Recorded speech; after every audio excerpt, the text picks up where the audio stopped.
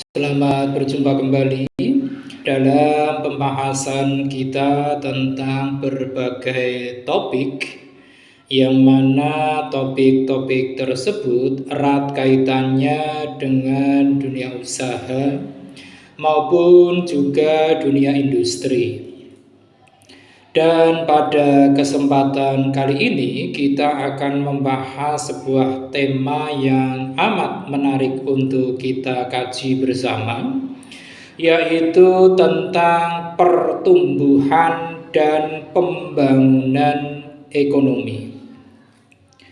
Kita tahu bahwa pertumbuhan ekonomi itu merupakan peningkatan jumlah produksi barang dan jasa pada periode tertentu.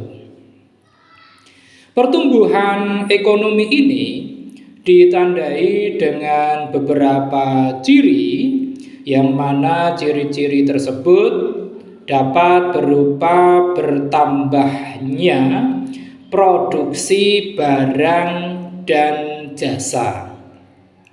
Kemudian juga dapat dikenali dengan adanya suatu pertambahan output per kapita, dan juga munculnya perubahan pola dari struktur ekonomi.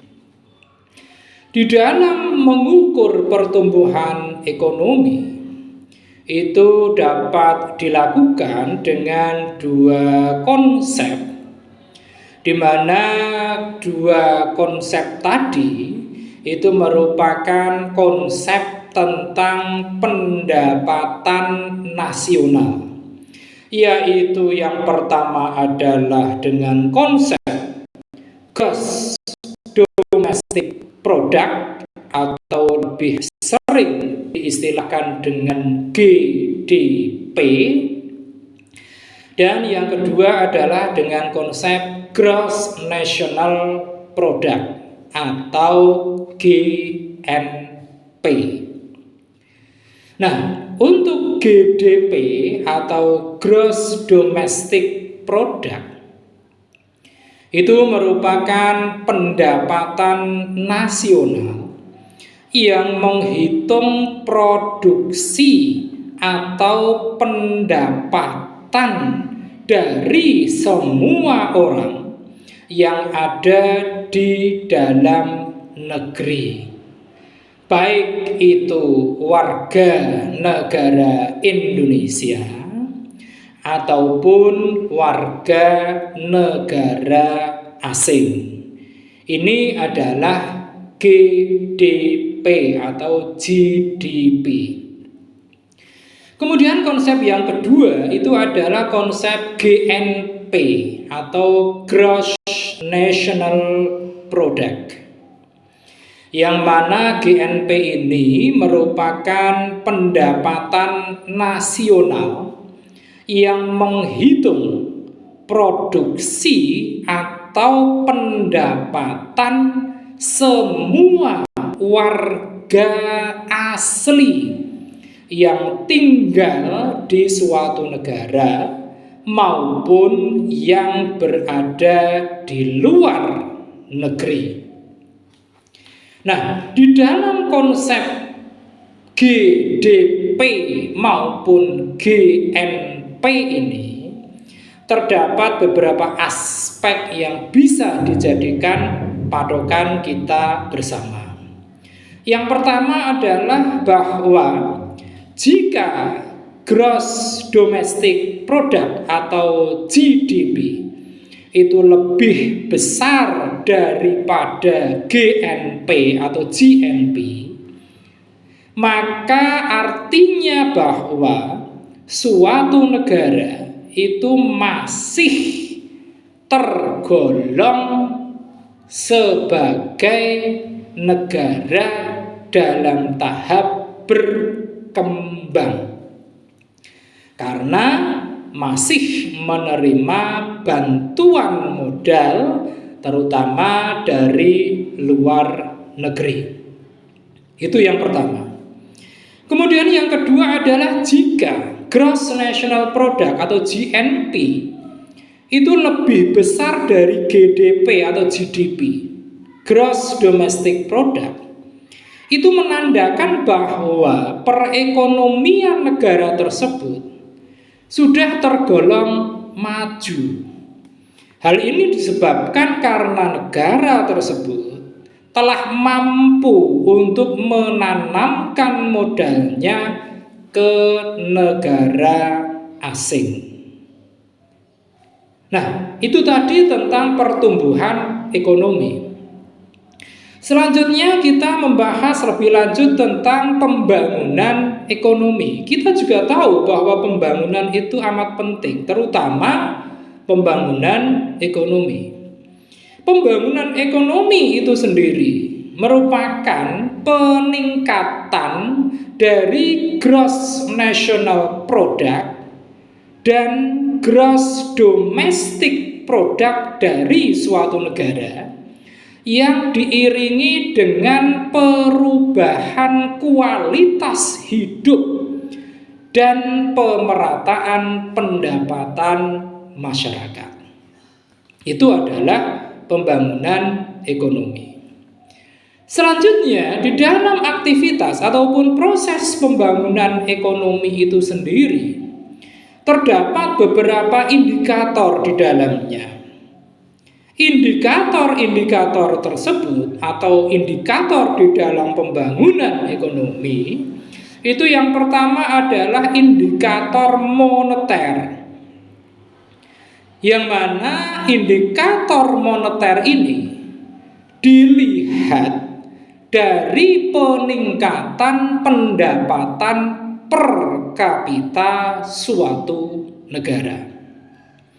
Pendapatan per kapita ini dapat dihitung dengan membagi jumlah pendapatan nasional dengan jumlah penduduk di suatu negara. Ini adalah indikator pertama, yaitu indikator moneter. Kemudian yang kedua, di dalam pembangunan ekonomi juga ada indikator non-moneter, di mana untuk indikator non-moneter ini juga terdiri dari 3 aspek penting. Aspek yang pertama itu adalah aspek tentang angka harapan hidup, di mana angka harapan hidup ini merupakan tolok ukur kinerja pemerintah dalam meningkatkan program pembangunan khususnya di bidang kesehatan dan kecukupan gizi. Ini adalah aspek yang pertama dari indikator non-moneter. Kemudian aspek yang kedua yaitu aspek yang menyangkut tentang angka kematian bayi, di mana angka kematian bayi ini adalah jumlah bayi yang meninggal sebelum mencapai umur 1 tahun pada waktu tertentu per 1000 kelahiran hidup pada periode waktu yang sama. Ini adalah aspek kedua dari indikator non-moneter. Kemudian aspek yang ketiga yaitu aspek yang bertalian dengan angka melek huruf, di mana angka melek huruf ini merupakan suatu tolok ukur dari keberhasilan sistem pendidikan untuk mengenalkan kemampuan dasar dari baca tulis. Angka melek huruf ini berkisar mulai dari 0 hingga 100. Semakin tinggi nilainya, maka akan menandakan bahwa sistem pendidikan di negara tersebut telah berjalan dengan cukup efektif.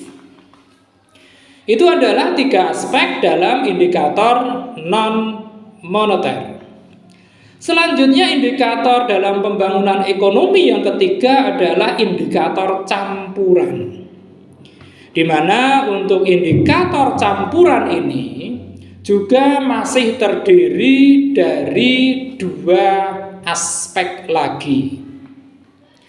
Aspek yang pertama dari indikator campuran ini adalah yang menyangkut survei sosial ekonomi nasional inti atau lebih sering disingkat dengan istilah Susenas inti. Yang mana survei sosial ekonomi nasional inti atau Susenas inti ini merupakan suatu survei yang bersifat tahunan yang dilakukan oleh Badan Pusat Statistik ataupun BPS untuk melihat kondisi sosial ekonomi masyarakat. Nah, di dalam Susenas inti ini atau survei sosial ekonomi nasional inti ini, data yang dikumpulkan itu cukuplah banyak. Dari data-data yang ada, yang dikumpulkan itu diantaranya adalah data-data yang berkaitan dengan tingkat pendidikan. Kemudian ada juga kesehatan. Kemudian ada juga perumahan. Ada juga data tentang jumlah angkatan kerja. Ada data tentang keluarga berencana ataupun KB. Kemudian juga data yang menyangkut tentang kriminalitas. Kemudian juga ada data tentang perjalanan wisata. Dan juga tidak ketinggalan data tentang akses ke media massa. Itu adalah aspek pertama dari indikator campuran. Kemudian aspek yang kedua dari indikator campuran itu adalah tentang indeks pembangunan manusia atau lebih sering disebut dengan IPM. Di mana indeks pembangunan manusia ini atau IPM ini merupakan data yang menjelaskan bagaimana penduduk dapat mengakses hasil-hasil pembangunan, terutama dalam memperoleh pendapatan, kemudian layanan kesehatan, kemudian juga layanan pendidikan, dan lain-lain. Nah, indeks pembangunan manusia atau IPM ini itu dibentuk dari 3 dimensi, yaitu yang pertama adalah dimensi usia, kemudian yang kedua adalah dimensi pengetahuan, dan yang ketiga adalah dimensi standar kelayakan hidup. Itulah beberapa hal yang menyangkut tentang pembangunan ekonomi. Selanjutnya, di dalam pembangunan ekonomi itu juga terdapat beberapa faktor yang sangat mempengaruhi dari proses terjadinya pembangunan ekonomi. Faktor-faktor yang sangat mempengaruhi dari kegiatan pembangunan ekonomi itu diantaranya, yang pertama adalah sumber daya manusia. Sumber daya manusia ini sangatlah dibutuhkan untuk mengolah sumber daya alam, menjadi sesuatu yang memiliki nilai tambah. Oleh karena itu, sangatlah penting sumber daya manusia yang berkualitas, yaitu sumber daya manusia yang memiliki keahlian, memiliki rasa ingin tahu yang tinggi, kemudian juga memiliki jiwa inovasi, dan juga memiliki rasa tanggung jawab. Ini adalah faktor yang pertama, sumber daya manusia. Kemudian faktor yang kedua yang sangat mempengaruhi pembangunan ekonomi selain sumber daya manusia adalah sumber daya alam. Yang mana ketersediaan akan sumber daya alam ini, terutama negara kita sangatlah melimpah dalam hal sumber daya alam ini, akan sangat mempermudah proses pembangunan ekonomi.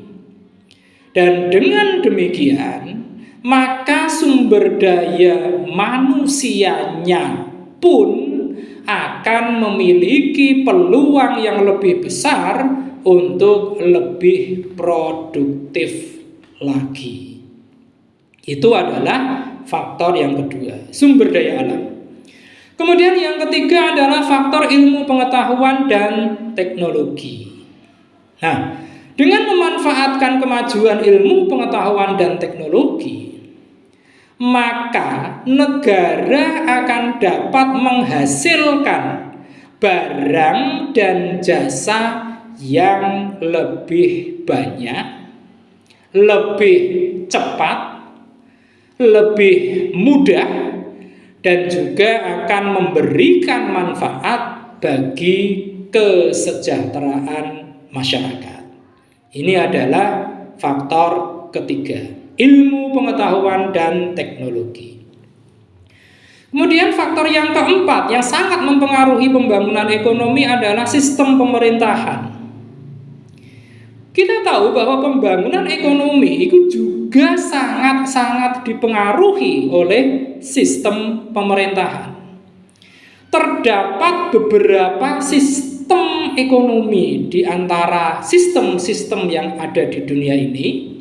Di antaranya adalah sistem ekonomi tradisional, kemudian ada sistem ekonomi komando, ada juga sistem ekonomi liberal, ada juga sistem ekonomi campuran, dan di negara kita ada satu sistem yang memang memiliki ciri pokok dari keindonesiaan kita, yaitu sistem ekonomi Pancasila. Ini adalah faktor yang keempat, sistem pemerintahan. Kemudian yang kelima, faktor yang juga sangat mempengaruhi pembangunan ekonomi adalah faktor sosial budaya, di mana nilai-nilai sosial budaya ini sangat berpengaruh terhadap proses pembangunan. Nilai-nilai sosial dan budaya ini dapat menjadi faktor pendorong, namun juga bisa menjadi faktor penghambat pembangunan ekonomi. Ini yang kelima. Kemudian faktor yang keenam yaitu faktor modal, di mana modal ini bisa diperoleh dari para investor atau para pelaku usaha.